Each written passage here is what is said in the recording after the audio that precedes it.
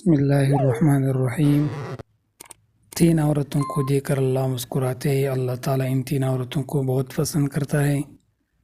عورت کے اندر تین خوبیاں اللہ تعالیٰ کو بہت ہی زیادہ پسند ہے۔ جب پوچھا گیا کہ ام المومنین عورتوں کو کون سی خوبیاں ہے جو اللہ تعالیٰ کو بہت پسند ہے، تو فرمایا نمبر 1 حضرت سیدہ عائشہ صدیقہ رضی اللہ عنہا نے فرمایا اسلام کی شہزادیوں عورتوں میں تین خوبیاں اللہ تعالیٰ کو بہت زیادہ پسند ہے۔ جب پوچھا گیا کہ وہ کون سی تین خوبیاں ہیں تو حضرت عائشہ رضی اللہ عنہا نے فرمایا پہلی خوبی پردہ ہے۔ پردہ کسی خاتون کی ایسی خوبی ہے جو اللہ تعالیٰ کو بہت ہی زیادہ پسند ہے۔ جب کوئی خاص خوبی اللہ کو بہت پسند ہو تو پھر ظاہر ہے کہ وہ خوبیاں اپنانے والی عورتیں بھی اللہ کو بہت پسند ہیں۔ فرمایا کہ اللہ کے پسندیدہ بندی بن جاؤ اور پردے کو اپنا زیور سمجھو۔ آج کل کی عورتیں کہتی ہیں جی اصل پردہ تو دل کا ہے، بس انسان کا ذہن پاک صاف ہونا چاہیے، صرف دماغ کا صاف ہونا ضروری نہیں۔ تو میں کہتا ہوں کہ ذہن جتنا بھی پاک صاف ہو جائے لیکن سیدہ فاطمہ زہرا سے زیادہ پاک صاف نہیں ہو سکتا۔ پردے کا حکم سیدہ کو بھی دیا گیا تھا۔ جاہلیت قدیمہ کی طرح جاہلیت جدیدہ میں ایک بار پھر بہنوں کی عزت و ناموس پر اثرات کے بادل منڈلا رہے ہیں۔ ان کی عصمتوں سے کھلواڑ کرنے کی کوشش ہو رہی ہے، انہیں برہنہ اور نیم برہنہ کر کے سر بازار رسوا کیا جا رہا ہے، اور ایک منصوبہ بند سازش کے تحت انہیں شمع خانہ کے بجائے چراغ محفل بنایا جا رہا ہے۔ کل تک علماء شراب نوشی، لباس پوشاک اور رہن کے مغرب ہونے کا شکوہ کرتے تھے، کیا برقع اور حجاب بھی جدت کی راہ پر چل پڑے؟ ہمارے ہاں ایک رواج بن چکا ہے کہ اگر خدا نخواستہ کسی گھر میں کوئی فوتگی ہو جائے، کوئی عزیز رشتہ دار یا کوئی قریب فوت ہو جائے تو اس کی جدائی کا غم ہر چیز پر مسلط ہو جاتا ہے، حتیٰ کہ نماز پر بھی مسلط ہو جاتا ہے۔ پردے پر بھی عورتوں کو اپنے پردے کا خیال نہیں رہتا، باپ بھائی بہن کو نماز کا خیال نہیں رہتا۔ محترم ناظرین، صحابہ کے دور میں جب کوئی فوتگی ہو جاتی تھی، ظاہر کے خاندان والوں کے لیے ایک بہت ہی غمزدہ صورتحال ہوتی تھی، لیکن پھر بھی یہ غم خواتین کے پردے پر اثر نہیں ڈالتا۔ فوتگی کے دن بھی عورتیں پردے کا خاص خیال رکھتی تھی، ہر چیز پر غم مسلط ہو جاتا تھا لیکن نماز پہ مسلط نہیں ہوتا۔ لوگوں کو پتہ ہوتا تھا کہ ابھی نماز کا وقت ہونے والا ہے، اٹھو اور نماز پڑھو، میں اکیلی پڑھی رہتی تھی، کوئی پرواہ نہیں، لیکن وہ لوگ ہر حال میں نماز پڑھتے۔ اسلام کی ایک مقدس شہزادی کا واقعہ ہے، اس کا ایک ہی بیٹا تھا اور وہ بھی اسلام و کفر کے معرکے میں شہید ہو گیا۔ اب یہ نیک خاتون آپ کے سامنے اس طرح حاضر ہوئی کہ سر سے لے کر پیروں تک پورا وجود پردے میں ڈھکا ہوا تھا۔ صحابہ کرام یہ دیکھ کر حیران رہ گئے کہ اکلوتے جوان بیٹے کی موت کا غم تو بڑے بڑوں کا کلیجہ چلنی کر دیتا ہے، غورو گریا و ظاہری اور چیخ و پکار پر اتر آتے ہیں۔ یہ کیسی خاتون کتنے بڑے صدمے کے باوجود مکمل پردے کی حالت میں اور مکمل ہوش و حواس میں، اتنے بڑے صدمے کے باوجود یہ ابھی بھی پردے میں ہے۔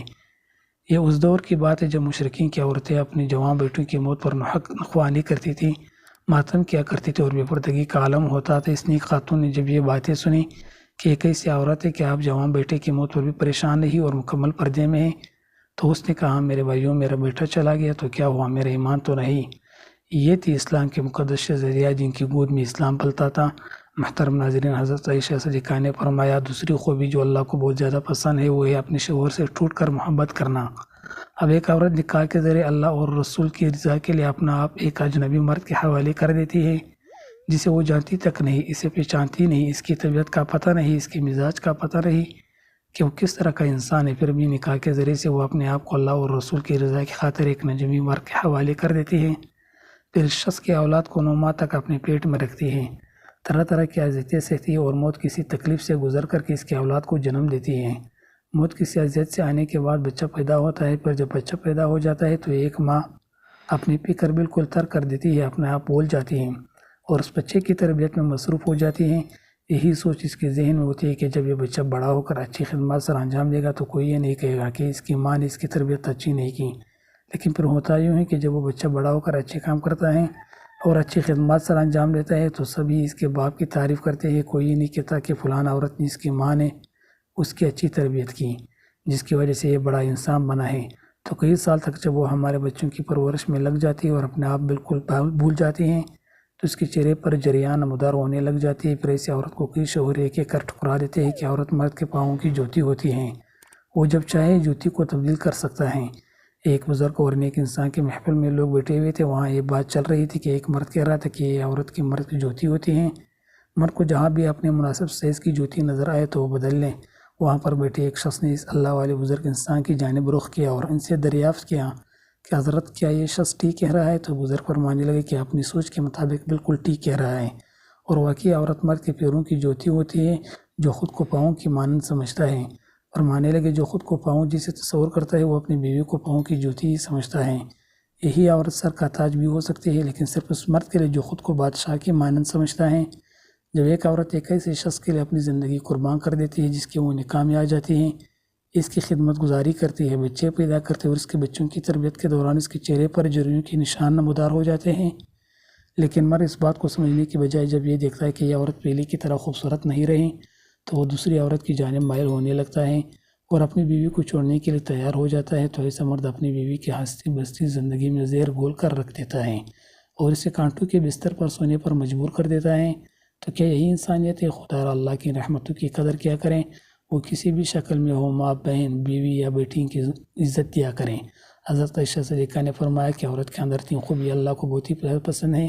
جب پوچھا گیا کہ مومن عورت کی وہ کون سی خوبی ہے جو اللہ تعالیٰ کو بہت پسند ہے، تو فرمایا نمبر 1 پردہ، یعنی پردہ کرنے والی عورت اللہ کو بہت ہی زیادہ پسند۔ نمبر 2 شوہر سے ٹوٹ کر محبت کرنا، یعنی شوہر سے بھی انتہا محبت کرنے والی عورت بھی اللہ تعالیٰ کو بہت ہی پسند ہے۔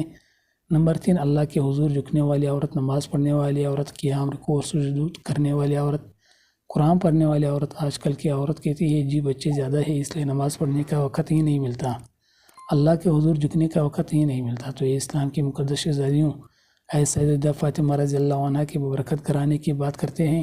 جنت کے سرداروں حسنین کرمین کی تربیت بھی ہو رہی ہے، حضرت علی کی خدمت بھی ہو رہی ہے، مہمانوں کو کھانے بھی پیش کیے جا رہے ہیں۔ جب رات ہوتی ہے تو سیدہ فاطمہ سونے کے لیے بستر بچھانے کی بجائے اللہ کے حضور مصلی بچھا لیتی ہے، قیام کرتی ہے، رکوع کرتی ہے، اور پھر جب سجدے میں جاتی ہے تو ایک کے بعد دوسرا سجدہ ابھی مکمل نہیں ہوا ہوتا تو صبح ہو جاتی ہے۔